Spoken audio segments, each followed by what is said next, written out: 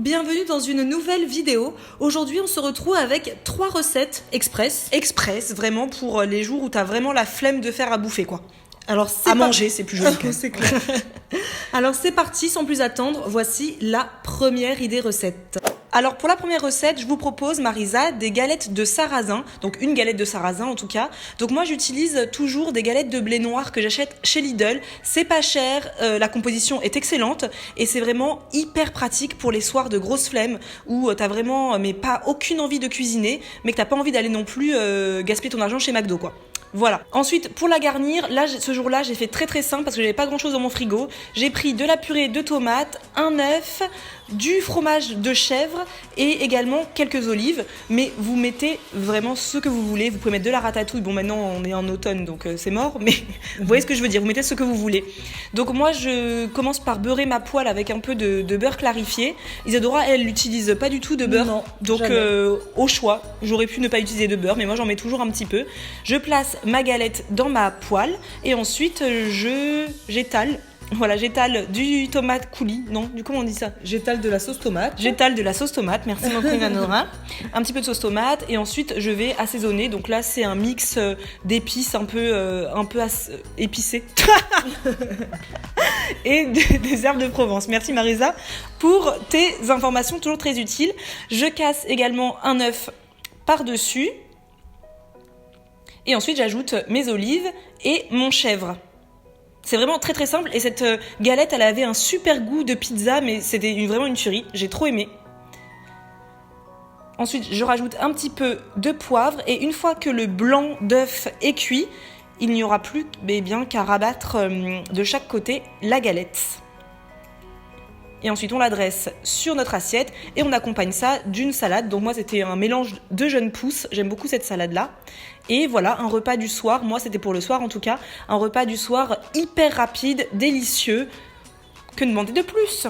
En plus, ça a un goût de pizza, les amis. De pizza !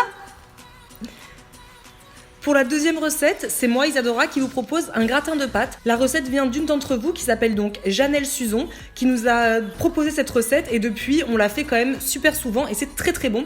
Donc en gros, il vous faut des pâtes. Là, j'ai pris du thon, j'ai pris de la sauce tomate, c'est 400 grammes à peu près de tomates pelées que j'ai mixées avec des petites olives parce que j'aime bien le goût olive, sauce tomate. De la crème, là c'est de la crème légère mais vous pouvez aussi prendre de la crème végétale, ça marche très bien. Et bien évidemment, des épices, donc oignons, herbes de Provence, sel, mais ça c'est comme vous le souhaitez.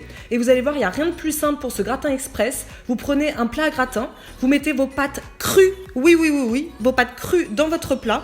Vous mettez après ce que vous souhaitez, donc là moi j'ai mis du thon, une belle boîte de thon. On émiette par-dessus les pâtes. Ensuite, vous versez votre crème. Là, il y en a à peu près 20 centilitres. On mélange le tout pour que ça puisse bien imprégner les pâtes et le thon. On peut verser ensuite les 400 grammes de sauce tomate. Les 400 grammes de sauce tomate, ça équivaut donc à une conserve de tomates pelées. C'est ça, exactement. On remélange pareil pour que tout soit bien imprégné. Là, c'est le moment d'assaisonner, donc du sel. Donc là, c'est du sel marin. On ne le présente plus, je pense. On le montre à toutes les vidéos. De l'oignon en poudre, ça c'est vraiment mon indispensable dans ma cuisine. Également des herbes de Provence, voilà, pour continuer un petit peu l'été. Et on ajoute ensuite de l'eau. Donc là, j'ai pas vraiment de quantité, mais il faut mettre jusqu'à... recouvrir les pâtes, voilà, en fait. Exactement. Et puis, on rabat un petit peu, on aplatit les pâtes récalcitrantes. Et voilà. Il ne reste plus qu'à mettre soit du fromage. Là, moi, j'ai opté pour cette fois-ci pour de la... levure maltée. Merci. On est une équipe, là, on se finit les phrases. Voilà, on met de la levure maltée avant d'enfourner pendant à peu près 40 minutes à 190 degrés pour moi. Même si vous pouvez être plus, mais ça dépend de votre four. Moi, 190 degrés. Et j'avais oublié de rajouter des graines de courge avant de l'enfourner. Donc, hop, j'ai ressorti ça vite fait du four. Et c'est parti pour la cuisson.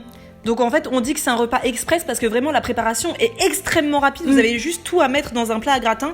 La cuisson est un peu longue, mais bon, mazel tov. Après, vous faites bien ce que vous voulez pendant que votre gratin cuit. Vous allez vous démaquiller, vous allez mater un épisode de Netflix. Que sais-je. Et là, j'ai accompagné ce repas avec des brocolis. Et vous savez, nous, on adore ça avec du citron, de la sauce sriracha, du sel, du poivre. Et c'était un régal. Je vous conseille cette recette absolument. Ah oui, vraiment. Vraiment, il faut la faire impérativement. Pour la troisième recette, c'est à nouveau Marisa qui vous parle. Je vous propose un curry de pois chiches. Alors ça, c'est une recette que je fais pas assez souvent, mais qui est vraiment délicieuse. Très rapide, réconfortante, parfaite pour la saison automnale. Donc pour cette recette, il vous faut tout simplement une conserve de pois chiches, donc que j'ai déjà rincé et égoutté plutôt. Une conserve de tomates pelées. Pareil, j'achète mes tomates pelées toujours chez Lidl. Je les achète déjà concassées, donc hashtag flemmarde à 100%. Et également, je vais mettre 20 centilitres de lait de coco. Là, j'ai utilisé de la poudre parce qu'une marque nous a envoyé de la poudre de noix de coco. Donc, j'utilise ça, mais sinon, ça équivaut pour vous à 20 centilitres de lait de coco. Et ensuite, les sacro-saints épices. Ça, c'est impératif déjà dans votre cuisine tout le temps, mais également pour cette recette. Moi, j'ai utilisé du curcuma, du gingembre en poudre, du garam masala, du cumin, du paprika fumé. J'ai aussi mis 2 gousses d'ail et pour finir, la final touch, un peu de coriandre. Donc on commence par faire revenir dans un faitout de l'huile d'olive à feu doux.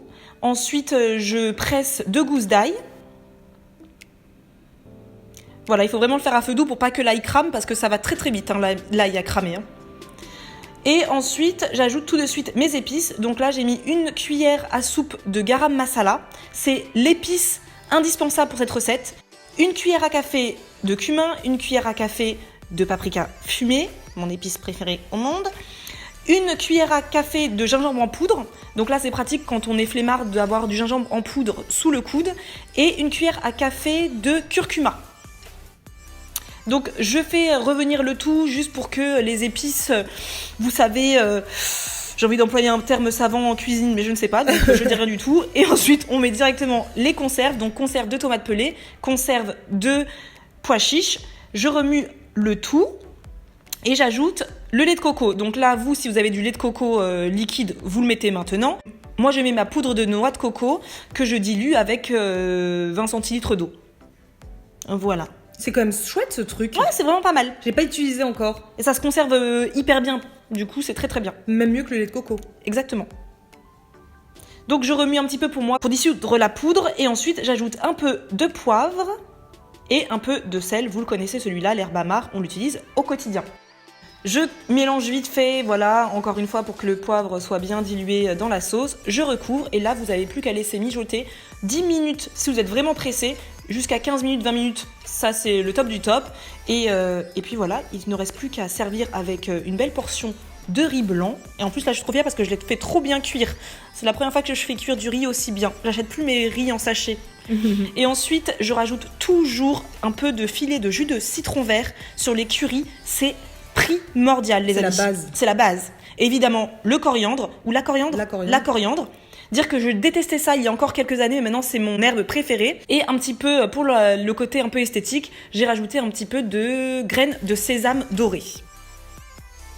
Et voilà, nos 3 recettes sont finies. On espère que ça vous plaira. Franchement, c'est des recettes qui sont tellement pratiques, tellement rapides. Vous vous régalez tout en passant pas trop de temps en cuisine. C'est quand même très intéressant. Voilà. N'hésitez pas à nous dire quelle recette vous fait le plus envie et que vous avez vraiment envie de tester. Et nous, on se retrouve la semaine prochaine pour de prochaines vidéos. N'hésitez pas à vous abonner, à liker la vidéo si elle vous a plu. Et on se dit à plus!